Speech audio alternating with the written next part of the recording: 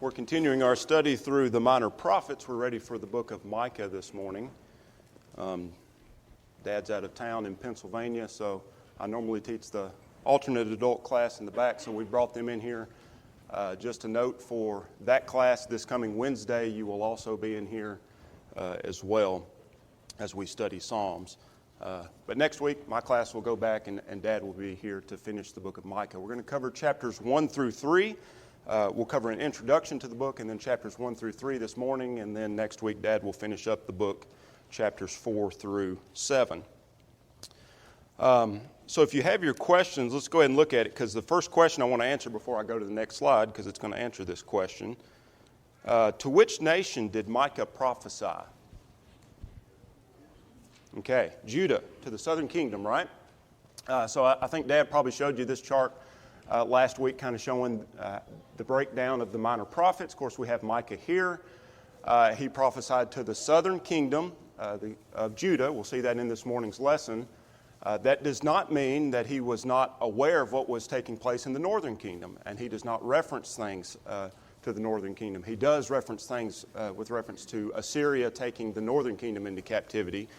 But generally, Micah is a prophet to the south, warning the southern kingdom of the impending Babylonian captivity. So that's where he fits among the minor prophets.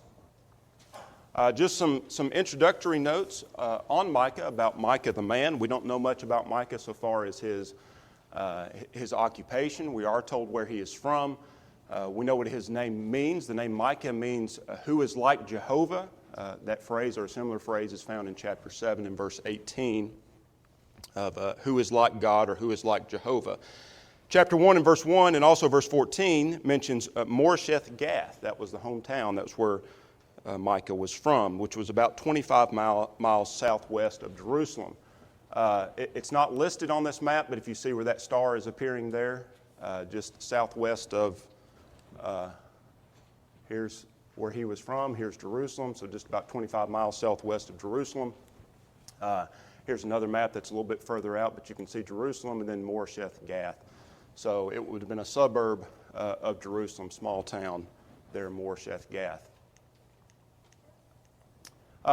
He would have been a contemporary with Isaiah, who was also prophesying to the southern kingdom, also with Amos and Hosea, who were prophesying to the northern kingdoms at this time.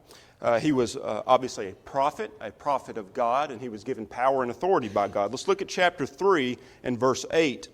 If you don't have a note at chapter 3 and verse 8, you might write out to the side, here's the signs of a true prophet. We're going to talk about false prophets in this morning's lesson, but chapter 3 and verse 8, Micah says, I'm a true prophet. And here's a sign of a true prophet. He says, but I am truly full of power by the Spirit of the Lord, and of justice and might to declare to Jacob his transgression and to Israel his sin. Micah declares himself to be full of power, full of justice, full of might, but it was not of his own doings.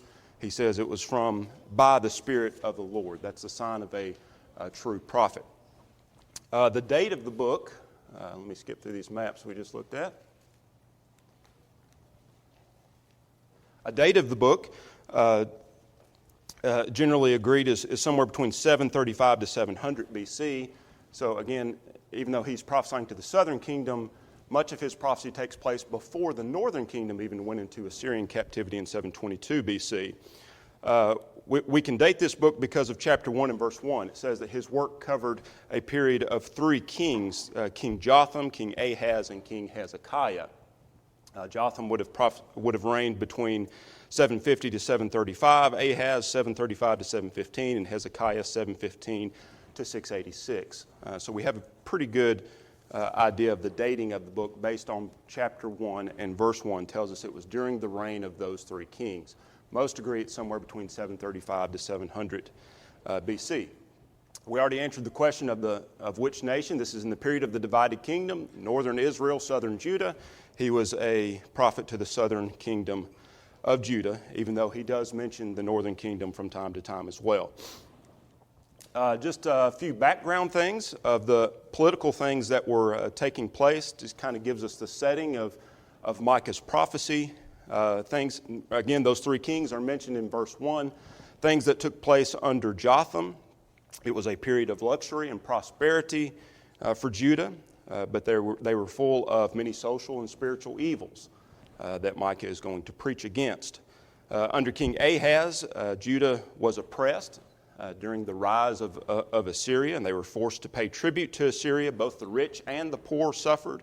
We'll talk more about how the poor suffered here in this morning's lesson. Under King Hezekiah, who was one of the good kings of Judah, he attempted to bring about reform under his reign. So that's a little political background. I'm more interested in the moral and the religious background that's taking place during the time of Micah.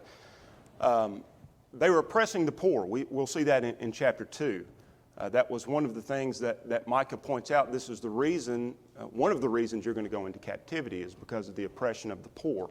The wealthy have been oppressing the poor. The leaders have been oppressing the poor, the civil leaders and the spiritual leaders as well. Again, we'll see that in this morning's lesson in chapter 2. Just moral corruption in general in their society. Chapter 3 and verse 11 talks about how judges were bribed. Also, chapter 7 and verse 3 mentions that as well. Just moral corruption, that judges being bribed, judges being paid off. There was no justice, no righteousness found in the land. So just a time of moral decay is the background that we see here. Also, the religious background, it was a time of idolatry. We'll see that in this morning's lesson as well. We'll see it in chapter 5. They had completely abandoned righteousness. Flip over to chapter 7. In verse 2. This gives us a good picture of the religious state of Judah at this time. Chapter 7 and verse 2 says, "The faithful man has perished from the earth, and there was no one upright among men. They all lie in wait for blood. Every man hunts his brother with a net." So the faithful man has perished. There's no faithful man. The faithful man has perished. Everyone's doing what's right in their own eyes. Reminds us of the days of the judges. So it's just a time of not only moral decay, but religious decay as well. The priests and the prophets were bought and paid for. Chapter 3 and verse 11 tells us that. And it was a time of general sin, chapter 3 and in verse 8. So they were in political decay, moral decay, and religious decay.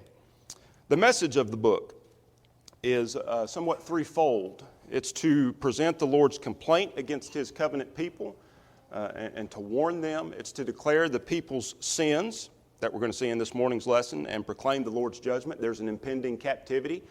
Babylon will come in and overtake you if you don't turn from your sin. And then the third part, to predict the Lord's salvation that would come upon the remnant. Not only a physical remnant that we see in the days of Ezra and Nehemiah, but a spiritual remnant. A lot of messianic prophecies that we see in the book of Micah as well.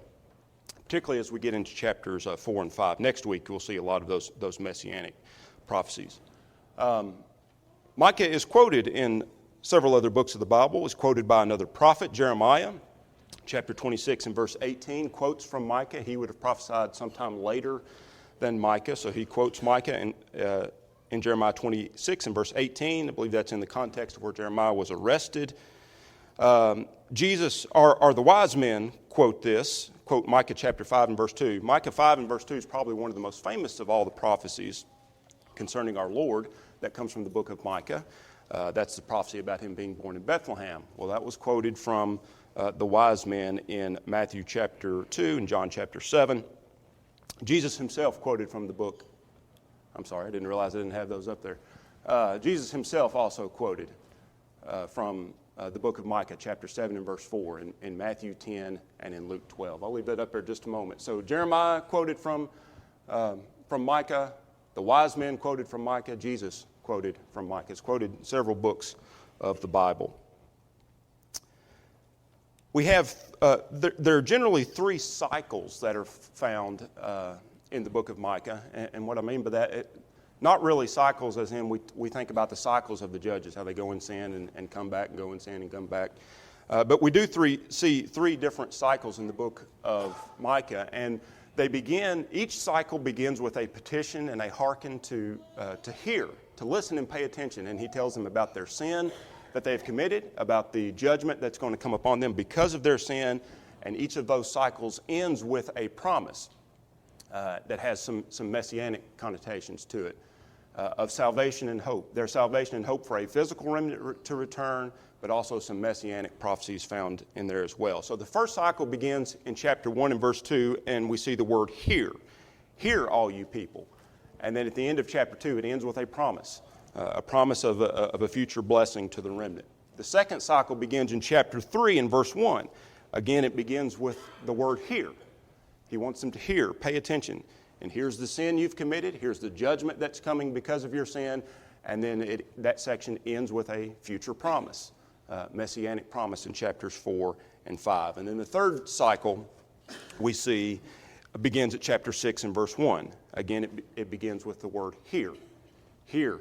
Here's the judgment here's the sin that you've committed. Here's the judgment that's coming because of your sin.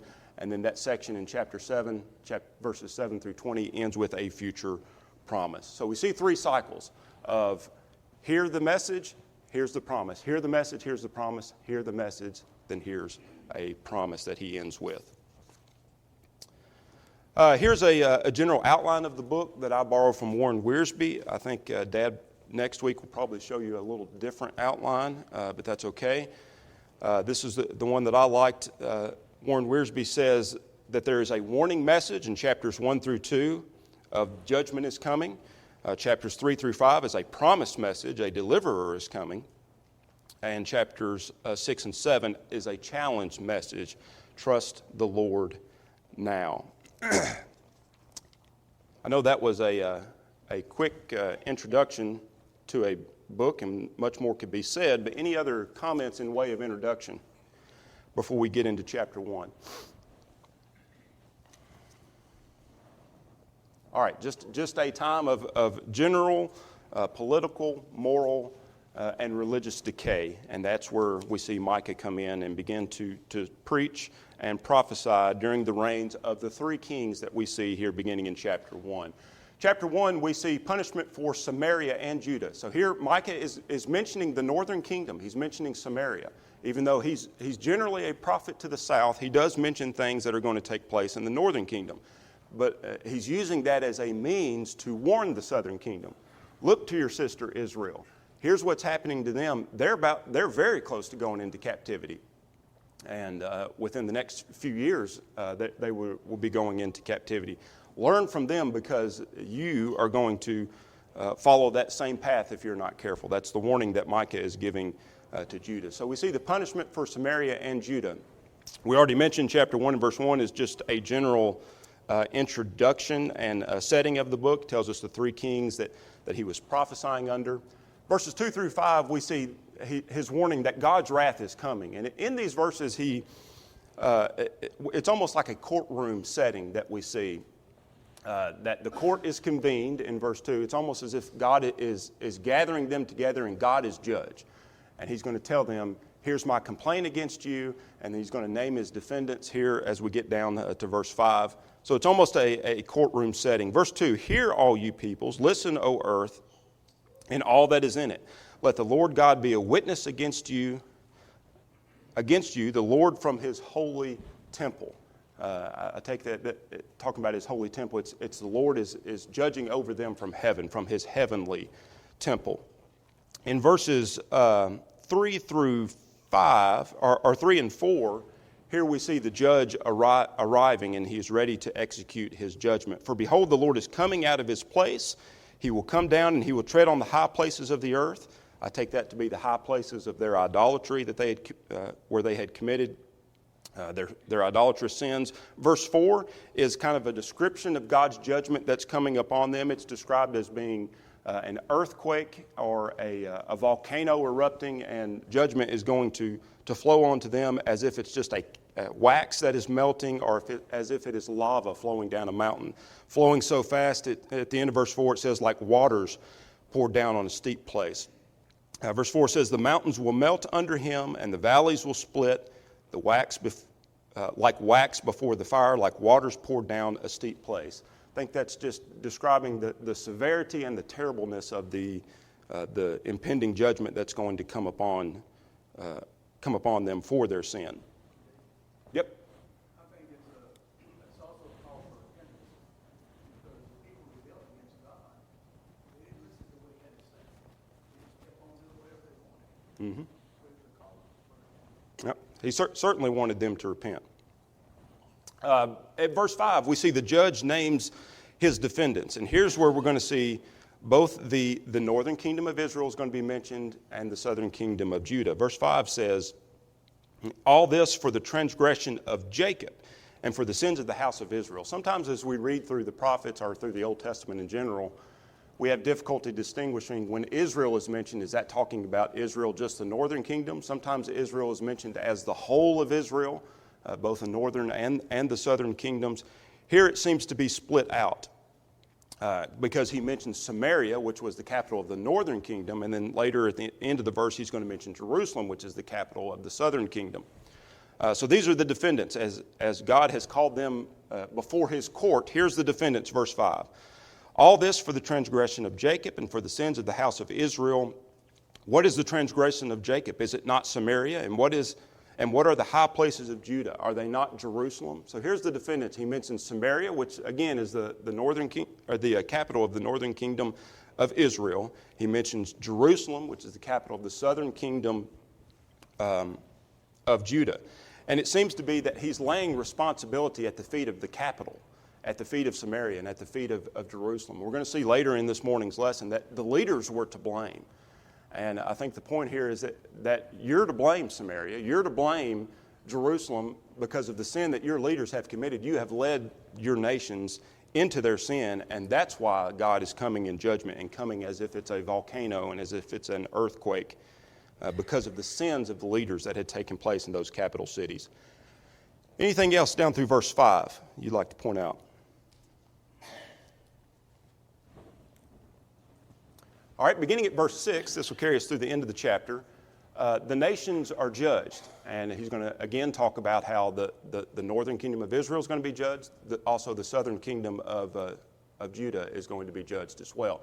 He starts off talking about the northern kingdom. Judgment is going to come upon Samaria in verses 6 and 7. They would be made of a heap of ruins, again because of their idolatry and the wealth that they had obtained because of their idolatry. Verse 6, therefore I will make Samaria a heap of ruins.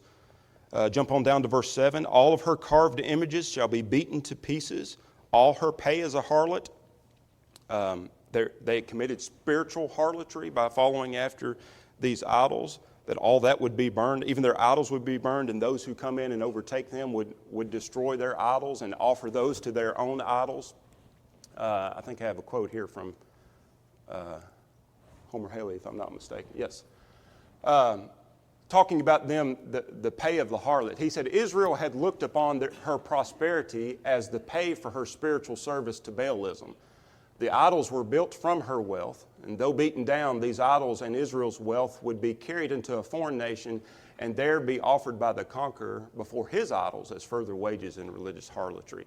So not only had Israel been guilty of religious harlotry, but those same idols would be taken by Assyria and offered up to their gods for even more spiritual and religious harlotry to take place as well. So that's the judgment upon Samaria as mentioned in verses 6 and 7. Beginning at verse 8, we see judgment that's going to come up on Judah. So he begins to talk to his home country, his home nation now. We see the prophet mourning in verses 8 and 9. Micah is pictured as a mourning prophet, as going through the streets wailing and naked. In verse 8, he's crying out as if he is a jackal and an ostrich, just pleading with the people with his message that he is prophesying. Verse 9, for her wounds are incurable, for it has come to Judah. So the sin that was committed by the northern kingdom of Israel has now come to Judah. It's come to Micah's home place now. For her wounds have come to Judah, and it has come up before the gate of my people to Jerusalem. Sin has now made its way to Jerusalem, and now he's going to turn and start warning his own people, warning the southern kingdom of Judah, that just as Israel's going to be taken into Assyrian captivity, you are about to face the same thing if you don't get straightened up. You're going to face Babylonian captivity. Now, verses 10 through 15 is kind of an interesting section. This is a word play, and which is very common throughout the prophets. Even in the New Testament, Paul used word plays. Jesus used word plays. We might commonly think of this as a pun. So there is a place for humor and Micah uses it here. It doesn't come across in our English text. As we read through this, it just mentions different cities around Judah, and here's what's going to happen to that city. So it doesn't really come across in the English text, but we'll take note of these. He mentions each town, and in parentheses beside each town, I think there's 11 of them mentioned here. I have in parentheses what those the names of those towns mean. Like, for instance, verse 10 says, "Tell it not in Gath." Well, Gath means tell town. So it's a play on words. Tell it not in tell town. That's how it would have read in the original Hebrew. So it doesn't come across in our English text. But every one of these cities that are mentioned, there's a pun or a word play that Micah uses in describing what's going to take place with them. Beth Aphra means dust town. He tells them, roll in the dust, you dust town. Also, Zaphir is mentioned there in verse 11, Zaphir and Zan. And Zaphir means March town. He says no one's going to march out of March town. I skipped Zaphir. Means fair town or beauty town. But he says instead you're going to walk about in shame and nakedness rather than in beauty. Beth Ezel means neighbor town. You're no longer standing with your neighbor. Maroth means bitter town, and you're just waiting for good, pining for good, I think it says there. Lachish is horse town. He says you're going to saddle up your horses and hook up your chariots, and you're going to flee. You're going to use those horses to flee. Moresheth Gath is mentioned in verse 14. That was Micah's hometown. Means possession of Gath, and you will be giving out gifts rather than receiving gifts. Akzib means false spring or lying spring. And he said, you will become the deception of the kings of Israel. Marisah means heir town, and it will be given to another. Heir town, which you think you would receive an inheritance. Well, it won't be given to you. It's going to be given to another. And then finally, Adullam means wild beast cave, and it says that's going to be the glory of Israel at the end of verse 15. The glory of Israel shall come to Adullam, which means the glory of Israel is going to be basically pushed off in a cave. So all those are plays on words. Again, that doesn't come across in our English text. But in the original Hebrew, they would have well understood the irony or the puns that he would have been using there. Here's what's going to happen to your cities. Not all those cities. Some of those cities are listed here. Some of those cities we don't know the exact location of, but I think there's about 7 of those that are listed there. So all those cities are just southwest of Jerusalem and very close to Micah's hometown. So he's talking to the country people, the people outside of the city of Jerusalem. Finally, verse 16, to finish this chapter up, he says, basically he's saying that your captivity is inevitable. Make yourself bald, cut off your hair because of your precious children. Enlarge your baldness like an eagle, for they shall go from you into captivity. He's speaking of it as if it has already happened because there is no sign of them turning from their sin. So he's mourning because this captivity is inevitable. Any other comments on chapter 1? All right. Hopefully if we have time at the end, we'll talk about some practical lessons. Chapter 2 is the reason for their punishment. He's going to talk about some of the sins, and particularly as we get into chapter 3, he talks about some of the sins of their rulers and their leaders. He begins in verses 1 through 5 of chapter 2 saying, here's one of the reasons you're going to go into captivity is because of the sins of the wealthy. Notice he does not say that it's sinful to be wealthy, but it's what these people had done with their wealth. It's how these people had obtained their wealth through taking advantage of others. So this is the sins of the wealthy, which very well could have included their leaders, their civil leaders and spiritual leaders as well. But we see sins of the wealthy here. Verse 1, we see they had devised this evil, that this was not just something that just by happen chance they came across and did. They planned it out. It says, woe to those in verse 1 who devise iniquity and work out evil on their beds. So they're thinking about it. They're planning out their evil. This was not just something that came about and, well, I accidentally committed this sin. No, this was a planned out sin of taking advantage of others. And verse 2 really points out their covetousness and their greediness in taking advantage of the poor, taking their their homes from them, their fields from them. Verse 2 says they covet fields, and they take them by violence. Also houses, they seize them, and they oppress a man in his house. We'll see later on in verses 8 and 9 more ways in which they took advantage of those who were less fortunate and took advantage of even women and children, it mentions in verses 8 and 9. So they had oppressed their brethren. The wealthy had oppressed the poor. That's some of the moral decay that was taking place in Judah at this time. Verses 3 through 5, because of their haughtiness and because of their pride, God says that's going to be taken away from you, and you're going to be humbled. Verse 3, they would reap what they had sown. Behold, against the family I am devising disaster, from which you cannot remove your necks, nor shall you walk haughtily, for this is an evil time. Verse 4, that there's going to be a taunt song or a proverb, as it mentions there. It says, in that day one shall take up a proverb against you and lament with a bitter lamentation. We are utterly destroyed. So just as they had probably taunted the poor that they took advantage of, Micah is telling them that you're going to be the recipient of this taunt song. When Babylon comes in, they're going to be the ones taunting you, just as you are taunting and taking advantage of the poor. In verse 5, just as they had robbed the poor of their land, they would have no inheritance themselves. Verse 5 says, therefore you will have no one to determine the boundaries. When they took the land originally, they cast lots to determine boundaries. But the wealthy and the leadership class had taken advantage of that and skewed the boundaries of land to give more to themselves and give less to the poor. And the point is in verse 5, Mike is telling them there's going to come a time where there are no boundaries. You're not even going to know the land that you own, the land that you have taken.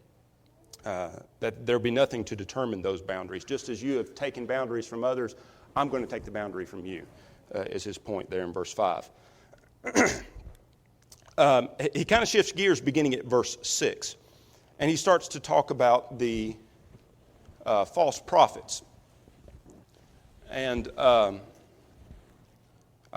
using the New King James Version, and I don't particularly like the way verse 6 is translated. I like the ESV better. Let me read the New King James first, and then I'll read the ESV.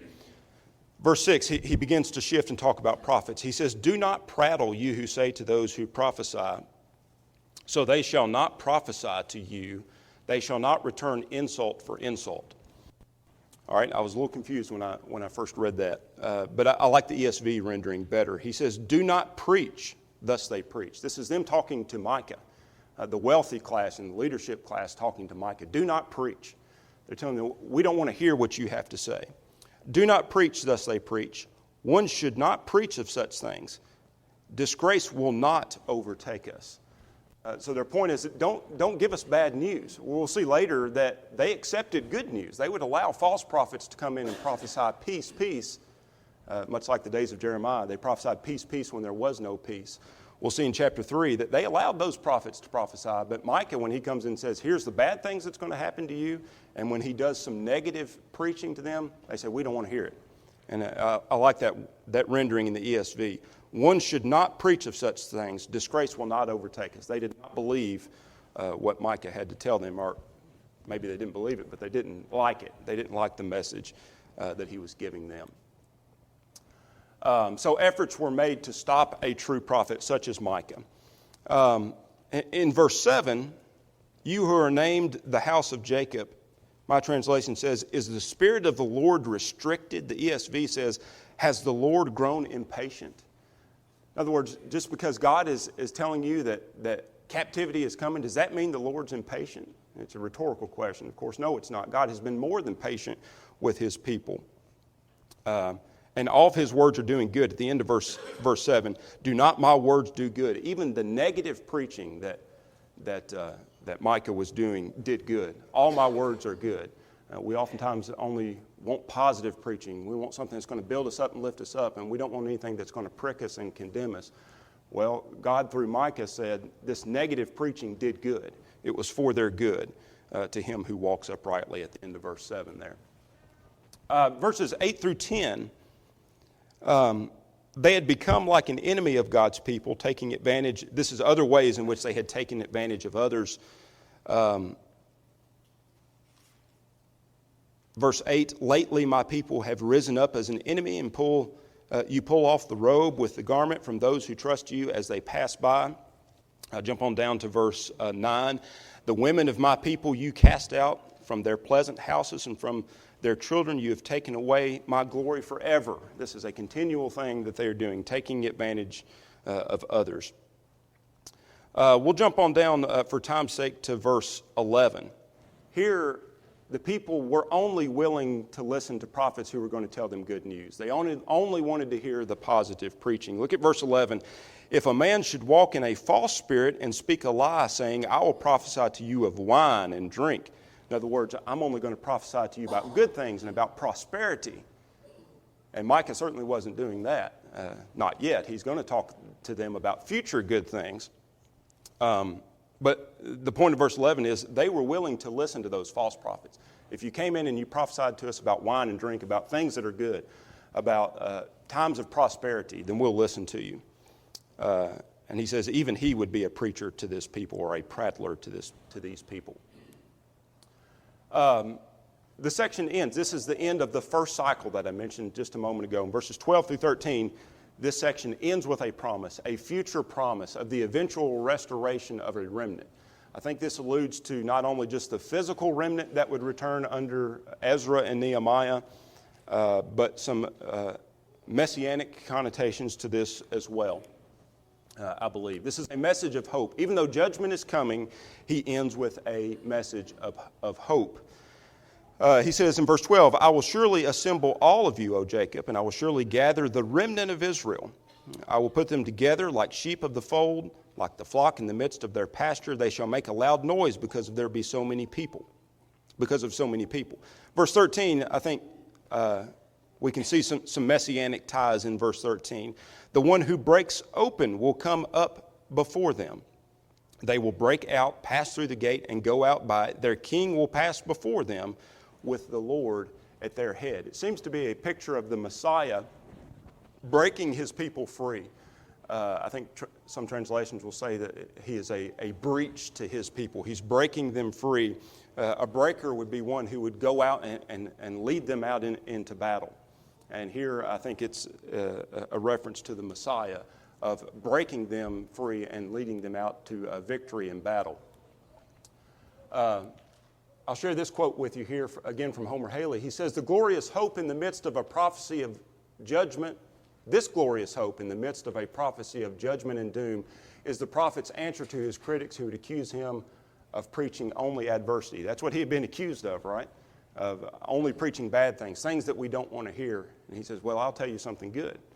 Here's something good about the future. You're going to return to the land. There'll be a remnant, and there's going to be even far future blessing through the Messiah, through Christ. So he ends on a message of hope. They can no longer accuse him of only being a negative preacher. Anything else on chapter 2?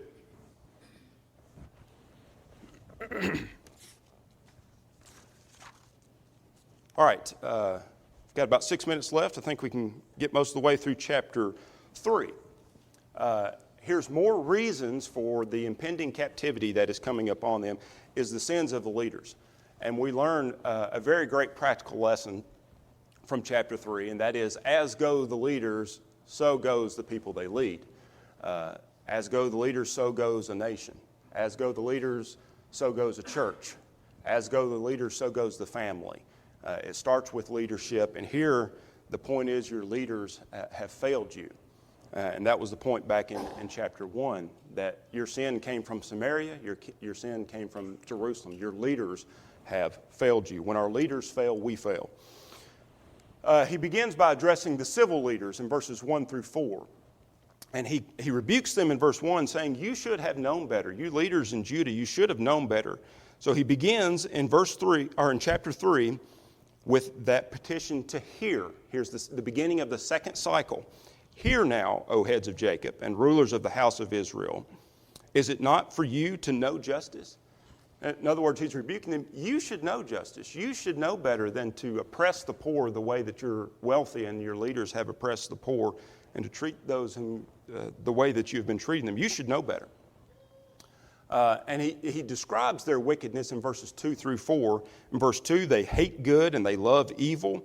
And then he begins a description at the end of verse 2 going on through verse 3 that sounds like cannibalism. And I don't think the point is they were literally guilty of cannibalism, of cutting their brethren up in pieces and putting them in a cauldron, as it's listed at the end of verse 3 says, who also eat the flesh of my people, flay their skin from them, break their bones, chop them in pieces, like meat from the pot, like flesh from the cauldron. So he is describing cannibalism. I don't think that it's to be taken literal, but he's saying the way you have treated others is as if you were a cannibal. They came to you, the leaders, for justice and for righteousness, and you made them the victims. You cut them up in pieces and put them in a cauldron, figuratively speaking. You took advantage of them, so it's as if they are cannibals. In verse 4, God would hide his face from them. Then they will cry out to the Lord, but he will not hear them. I take it that while they're continuing in their sin, they're still hanging on to God, but God's not going to hear them so long as they continue in that sin. Reminds us of what we see down at the end of verse 11. After listing all the sins that they had committed in verse 11, they said, is not the Lord among us? They still wanted to hold on to God. Where's God? Is God not among us? But the point is, they're continuing in their sin, but trying to hold on to God as well. And verse 4 says, I'll hide my face from you. As long as you continue in your sin, you won't see my face, and I won't answer to your cry. So that's the sins of the civil leaders in verses 1 through 4. He turns to spiritual leaders in verses 5 through 8. Again, going back to the prophets, the false prophets, they would prophesy peace in verse 5. Thus says the Lord concerning the prophets who make my people stray, who chant peace while they chew with their teeth, and who prepare war against him who puts nothing into their mouths. As long as they were being paid, they would prophesy peace, that there's nothing to worry about, nothing to be concerned about. But when nothing is put in their mouth or no money is put in their pocket, then they would prophesy of war. War is coming, but line my pockets with money, then I'll prophesy peace to you. That's the false prophets in verse 5. So their spiritual leaders had failed. Their prophets had prophesied to them falsely. Their rejection of God would result in God's rejection of them. Verses 6 and 7, when they thought they needed God the most to prophesy through divination. I think that word for divination in verse 6 is the same as magic or soothsaying, much like that we have seen in the book of Exodus through with Pharaoh's magicians. But anyways, when they needed God the most, God would not be there to help them, is the point of verses 6 and 7. Verse 8, we already looked at verse 8 earlier, but in verse 8, if you don't have it highlighted or marked in some way, Micah is distinguishing himself from these false prophets. And he says in verse 8, here's what a true prophet is. I am truly full of power by the Spirit of the Lord and of justice and might to declare to Jacob his transgression and to Israel his sin. Micah is describing himself in verse 8, saying, I am not like those false prophets. Here is what a true prophet is in verse 8. So their civil leaders had failed them. Their spiritual leaders had failed them as well. Finally, verses 9 through 12, this concludes our study this morning. Their sin is summarized in verses 9 through 11. They had abhorred justice, perverted equity. They were guilty of bloodshed, bribery. They used money for the wrong reasons and for the wrong motives. That's all listed there in verses 9 and 10. And again, at the end of verse 11, they have the gall to say, is the Lord not among us? He just listed, here's all the sins that you've committed. You've abhorred evil and you've taken advantage and you have taken bribes. The judges take bribes in verse 11. The priests teach for pay, and yet you still wonder, why is the Lord not among us? Why is the Lord not with us? And he concludes here, it's again because of their sin, and here's three things that are going to happen because of their sin. Now this is the verse 12 here is the one that Jeremiah quotes in Jeremiah chapter 28. But verse 12 says, therefore, because of you, Zion shall be plowed like a field. Jerusalem shall become heaps of ruins and mountains of the temple. Zion would be plowed, Jerusalem would be plowed and made a heap of ruins, and the mountains of the temple would be nothing more than just mere hills. Time is gotten away from us. I just want to list a few practical lessons that we learn from the book of Micah, and then Dad will finish up next week, chapters 4 through 7. God's word always does good, even when there's negative preaching and even when it is a message of chastening and punishment. We learn that as leaders go, so goes the nation, so goes the church, so goes the family. We learn that crying out to God while continuing in our sin does us no good at all. And we learn that our preaching should seek to please God and not others. Those false prophets were seeking to line their pockets and would prophesy whatever you wanted them to prophesy as long as their pockets were lined. All right, we'll pick up with chapter 4 next week. My class will be back in the back, and Dad will pick up in chapter 4.